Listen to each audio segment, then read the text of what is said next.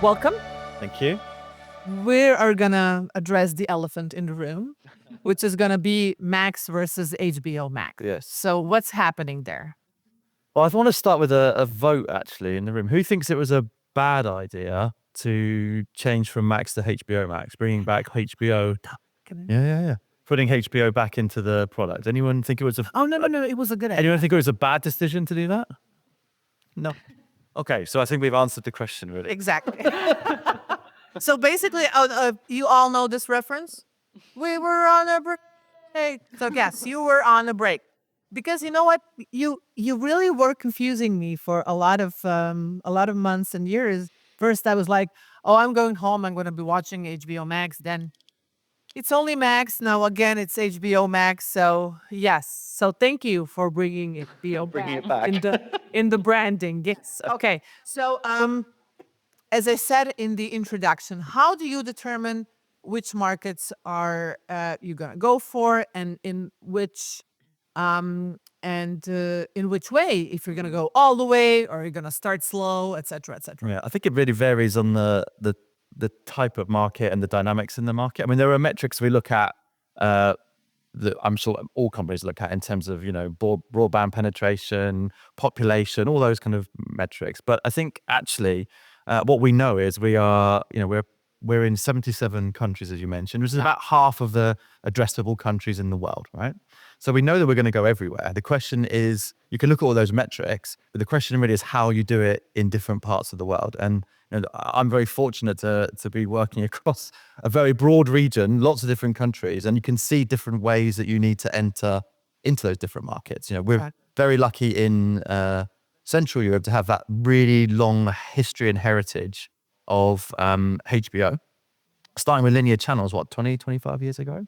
So there you have this real opportunity to kind of balance how you continue to grow the product, because you still have linear channels, Exactly. you have direct to consumer, you have the partnerships that are really, really important. And it's in those markets, it's important you balance all of that, right? But when it came to Turkey, and Denise will talk a lot more about that, what we realized was we'd just be entering, if we were to launch on our own, we're entering into a really crowded marketplace. And for the consumer, I don't think that's great. There's just too many products, right? And they probably won't all survive in the long run. And you realize that local content, particularly in Turkey, is so important. So there we made a decision, actually, we need to partner with someone, and I'll let Denise talk a bit more about that in a minute. We've recently announced that we are investing in OSN in the Middle East. And it's a similar kind of equation there. Again, very crowded landscape from a streaming perspective. Local content, really, really important. It wouldn't really help, I don't think, the consumer for us just to come in with yet another product. So these are kind of the choices that we make as we think about the rollout. And we're actually announcing today that we're going to be going live in another 12 markets in July. And a lot of these markets are going to be very reliant on partners, because the direct-to-consumer opportunity is probably a little bit smaller. We don't have local presence in those countries like we do in other places. So we need to have a strategy there that really works with those people that know the industry, know the consumers, know the market. Mm-hmm. In terms of knowing the market, let's talk about Turkey a bit, especially when it comes to local production and drama. I mean, I'm Croatian. I'm based here, and I remember 15 years ago, you bewitched us. It was Bin Bir Gece. It was 1001 Night, I think it was the translation. And everything just started from there, and you're now slowing down. I mean, people started going to Istanbul on a regular basis, learning Turkish, actually speaking Turkish, because we have quite a lot similar words here, şeker and things like that. What would you say, what is the formula when it comes to Turkey and Turkish storytelling that really resonates globally? Yeah, I think it starts with, sharing the same family values around the world. I think people really like all the audience around the world is relating to this family values. They want to see it in the storyline. And we are also very good in showing our emotions. Our characters are also very relatable. In terms of physical appearance also, from, whether it's Latin America or like Eastern Europe or like everywhere pretty much around the world, we are seeing like people are very, they feel very familiar. And I think with all these like after like many years, we also have developed a certain know-how. So now we're very good in like scoring, not only not only about the storytelling, but everything that comes in this production, like the music of the show, the characters, the storyline, the editing, etc. And it's a long running series. So once the audience is very engaged, they cannot leave without the next episode. So that's the magic. People always want more, which Yes. which is great. And as I said, really, drama. Everything is drama, and you do it well. And in terms of budgeting, I think that the Turkey as a country knows that it's. I think that it's your best product that you have in terms of promotion worldwide. Your TV content. So, what about the budgets? Are they increasing? Because later on in the day, here we'll be talking about inflation and Yeah, cutting costs. unfortunately, we had like hyperinflation for the last couple of years, and I would at this stage, it's hard to say that we are like extremely cheap because I mean, the production cost is increased, but even compared to, because now I'm entering this new phase where we are doing like workshops with the other countries head of originals within the WBD structure. Still, when we compare to, of course, other European countries, for example, still in terms of production cost is cheaper. Ah, Jamie, you mentioned earlier history and reputation in terms of HBO. Is that when penetrating a new region, new area, new country? Does that make it easier for you, or is your job even harder because people have certain expectations from something that is so familiar in terms of Right. brand? I think both, to be honest, because there's an expectation of, there's a high bar, as you say, from Yeah. a quality point of view. You're only as good as your last hit, and luckily we have a pretty good track record. But I think there's always a question from consumers and partners: is this going to be good? Is this going to be something that we want to come back to? So definitely. But I also think that it is like having a hammer to go into the markets, right? Because like you say, everyone wants to talk. Everyone's talking about shows. Everyone wants to be part of that. Yeah, and I mentioned like the partners that we have around the world, and some of those partners care deeply about the content as well, and so they've given it a lot of love and attention. So yeah, so I guess it's I'd say on balance, it's a much more positive than a challenge, as long as you're making hits. Well, only that. It's a small thing, just to make sure that you have a lot of hit shows. In terms of hit shows, is there anything from your perspective that really connects us globally in terms of content? Are there shows that really work everywhere? Definitely. Which? I mean, we often get asked this question about okay, the importance of local content in markets. I spoke at this conference for the first time 3 years ago, just after the merger, and there were a lot of questions about why have you shut down a HBO local production unit? And don't get me wrong, I think that local stories are the lifeblood of culture, etc. However, when you're a global company, you have to also deal with data and facts and look at where you are. And when you look at the top performing titles in almost every country, it's the big hits, right? Yeah. It's Game of Thrones, it's House of Dragon, it's Friends, Now it's Last of Us. Last of Us. Yeah. Okay, it So- makes sense. Yeah, So we all like to think that we're really different. I don't think we are. not that. Actually, in the world we live in today, is not a bad thing, Yeah. right? There's some commonality between us all. But in terms of local content, then, how do we get to? Okay, we want to have local content, especially in certain territories such as Turkey. And as you mentioned, Central Europe, are doors closing forever, or do you still? If we have creatives here in the audience, and if they have a great idea, should they talk to you or avoid Yeah, you? definitely they should. I think that, and you can talk a bit more about this from a Yeah. Turkey perspective, but my take on it is that, look, we're always open for business from a creative perspective and for stories. I think what we're looking for is yes, it needs to work in a local market, but it also needs to have the chance to have life outside of that market, which is particularly true for Central Europe because the scale of the markets. I'm leaving Poland to one side because obviously we have a very different business there with with TVN and the free to air business there. But the markets that I'm responsible for, it's very hard to make those programs profitable, frankly, because if they don't travel, you've got a very limited audience. But I think Turkey's a different situation, which you can talk about. Yeah, I also like first we have this global content strategy where at this stage we're not really trying to please everyone. It's more like a more premium and more mature audience. And then I think it's regional wise, we're closely monitoring the data. In Turkey's case, we were already with the Blue TV legacy that was turned into HBO Max now. Will turn to HBO Max. Is next and will turn to HBO Max. We were already seeing, we already had our big local franchises, and we're seeing that it was like representing a large portion of the viewership and the first viewers. So we had to continue and develop these shows. And in terms of travelability, as you mentioned, there are more chances for our content to travel, but that doesn't mean that another content that comes from this territory might be a hit.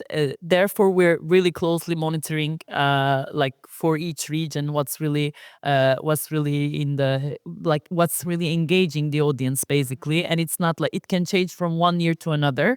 But as I said, there's this global strategy, and then there are like regional decisions in terms of prioritizing and deprioritizing certain genres, scripted, unscripted, local, etc. You told me earlier that something very interesting to hear, that true crime does not work well in Turkey. Yes, so like this is a good example, I think, because like we are seeing that the true crime is working quite well in like Nordics, for example, or Spain. Here as well. Yeah, here also. We're all into forensic, apparently. Yeah.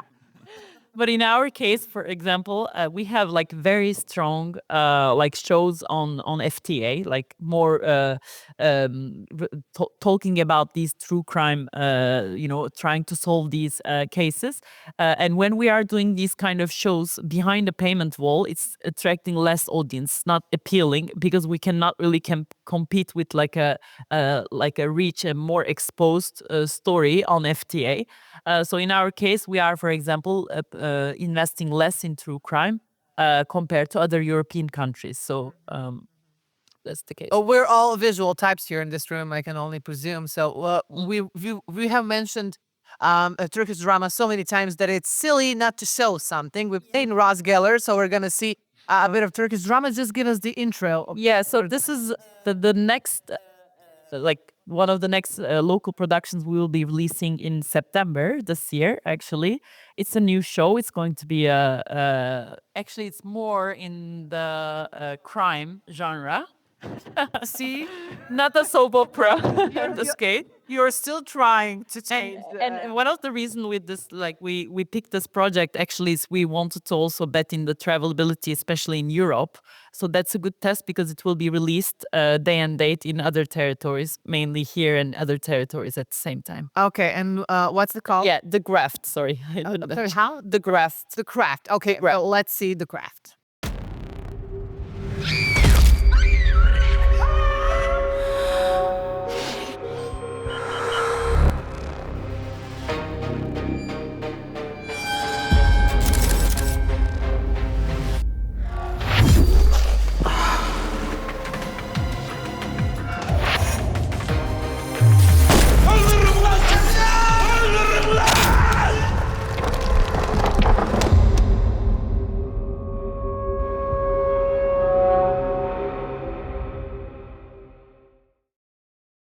It's so intense. Yes.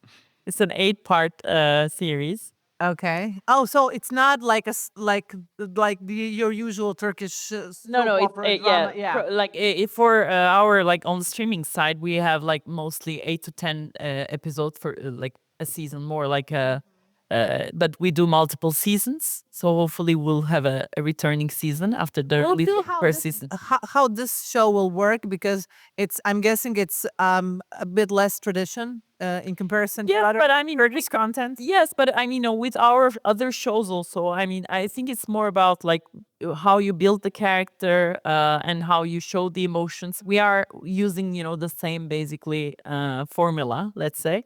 The only difference is more the pace and how we are, trying to have the story more condensed in 8 parts. Basically, because the long running ones, you can have like you can wait for the girl to seduce the guy in like 30 episodes. And you can have that intense look to the camera for like Yeah. 30 seconds, and what's gonna happen, and everything is in slow motion. Yeah, there's no slow motion here. Yeah. Now, can you share some interesting data for I'm thinking Central Europe. I don't think you have something special for the region, or just for Croatia or this region. In terms of what people like, what people dislike in terms of content. Sure. I think it's actually, we've kind of touched on it already. I mean, it's definitely movies feature very highly on Okay. from a performance perspective. Okay. And mostly the global hits that we have. So We do. those are the same. It's the same. And when I same thing compare with really. Turkey also, I think live sports is also Yeah. more engaging in this territory, because like in Turkey, for example, we don't see it too much engagement for like cycling or tennis, for example. But here we are seeing more. Really, for cycling? Yesterday, somebody mentioned darts, so I think that's interesting. Well, actually, darts and snooker. We were talking about this last night at dinner. Actually, darts and snooker do pretty well from the sports perspective. You would Seriously? I know. like Surprising, like right? the whole like Europe in general, right? Yeah, and this region. Okay, but mostly I think that the upper part of Europe at this one. Does anyone watch snooker or darts on TV? Seriously, you do? Oh no, there's a few. Look. Okay, yeah. Okay, good. That's okay. Cool. So, do you, Jamie? Are there any big surprises that you had in terms of going into a new territory, just trying to connect the world with the HBO Max, something that really like you were like, wow, I did not expect that. I did not know that. Every day. And it's really very Especially in this region. especially in this region. Yeah. So I think I'd answer it in two ways. One is like when you work for an American company, a lot of the decision making and influence comes from the States, right, and from LA particularly. And I think a lot of my job is actually interpreting, because I don't think there is always an understanding of how of the nuances and variances that are happening in every single country. Right, so a lot of my job is about that. I think that it's been a very difficult few years with what's going on in the world around us. So that's been, I don't know if it's been a surprise, but it's been something that's like every time you're entering into a country, there's something to deal with. I mean, when we came into Turkey, we dealt with earthquakes, elections that have gone in a way that many in this room probably don't think is great, including myself. We're now dealing with protests. Yeah. And this just stuff happens all the time. We've had to contend with the invasion in Ukraine and then the ramifications of that. So I think and it's surprising sometimes that the further, if you're not dealing with that every day, and the people and the businesses that are affected to that, how desensitized other parts of the company get to it. So I think that's actually the biggest surprise, is not so much what happens in the countries. So you just have to roll with that, right? All of the people here work in these markets and deal with that every day. It's the surprise is actually having to translate it back and make sense of it for people who are just very far away from it. To connect with what's going on in the territory, in the region that you're talking about. Yeah. Okay, so what kind of shows, what kind of content do you prefer personally? I mean, because you are in charge of content, and I want to know what is your thinking in terms of What do you content addict? What? I'm sorry. I'm a content addict. Okay, I love watching anything. But mainly I'm more I really like character-driven stories. Like, not about the genre, but it's really like to follow the character. That's why I'm like, when I feel that, okay, this is really good, a good show. So it's more character-driven stories. Jamie? Horror. I was Seriously? a horror fan, yeah. Really? Yeah. I'm very much looking forward to our new series, It. Not just Okay. because it's our show, but I Yeah. love that. Yeah. And I think my favorite horror film I watched recently was Long Legs, Nicolas Cage horror film. It's Really? very good. Oh Lord, I remember when I was a kid, I watched it, the original. Yeah. The original movie. It was a movie, right? And it really, I'm still scared by watching that. It was like 30 years ago, 20 years ago. Yeah. So I have not seen the show. I apologize. Oh, it's not out yet, so Yeah, but yeah, it's very. So you like horror and you like character-driven stories.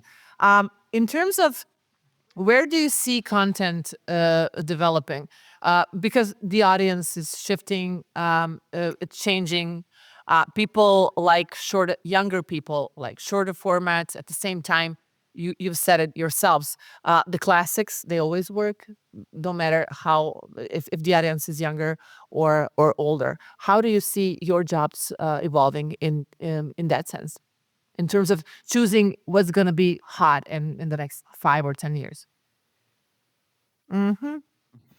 I think it's like fashion can always come back. Like I can give the example in Latin America. Like they were like producing too much like telenovelas. At one point, they went into this more like edgier content. But then we like the Turkish content entered the territory because we were like the new like family value like Turkish telenovelas entered the market. So it always comes back.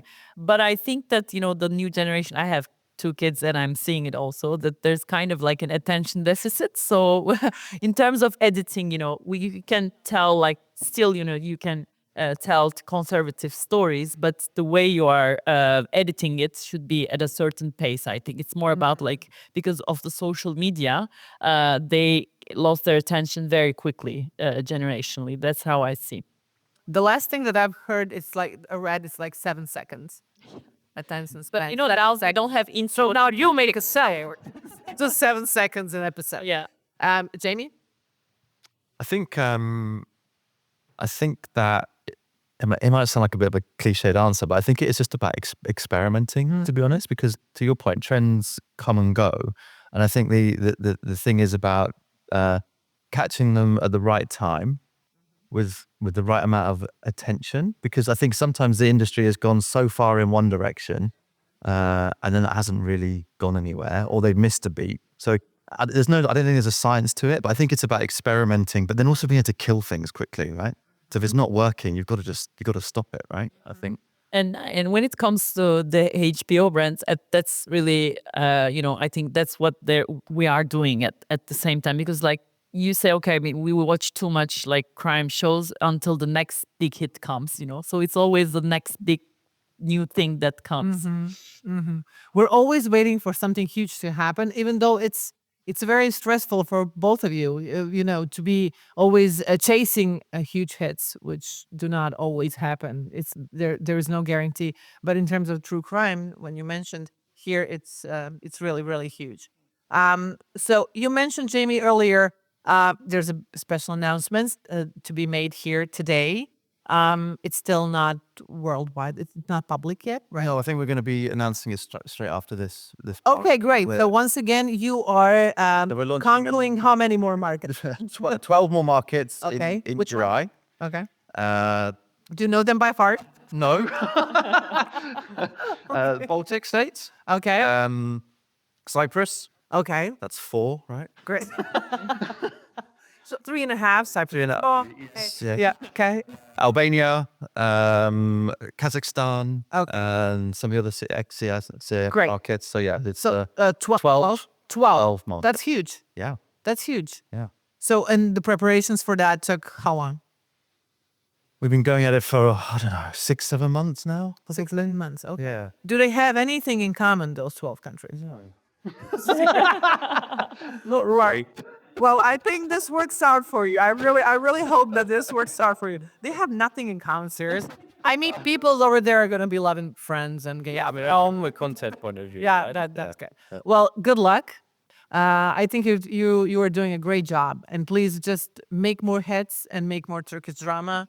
Keep people intense, and we're gonna wrap up by showing a show reel. Right? There's a great show reel of HBO Max. Remember, it's not Max anymore; it's HBO Max, but it doesn't matter because you've been calling it HBO Max this whole time. Yeah. So, thank you very much. Please give a big round of applause for Jamie and Denise, and let's see the show reel.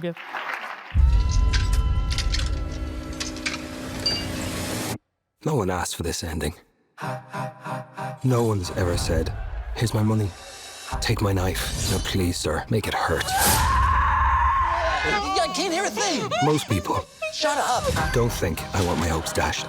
My Monday morning shot, These gays, they're trying to murder me. or my dreams crushed.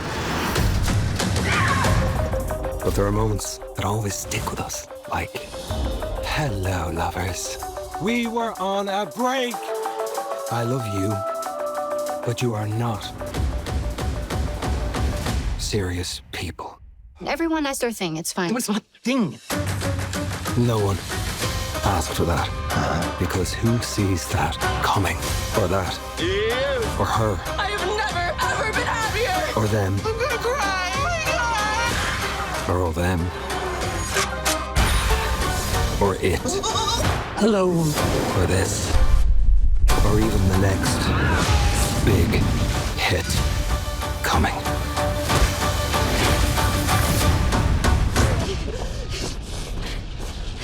Until it just hits you. It's me. It's okay. I got you. Different. Lovely. I have one question. Whose voice is this? Do you know? No, do you know? Is it Corin? Is it? Okay. Thanks. Exactly. Yes, I knew the voice. Thank you very much, sir. I've seen this trailer a week ago and it was killing me. And you know what? We are in Dubrovnik, the city where Ned Stark was killed. It's pretty amazing and pretty cold coming from you. So thank you very much. Have a big round of applause Cheers. for Jamie and Denise. Thank you, guys. Enjoy. Thank you.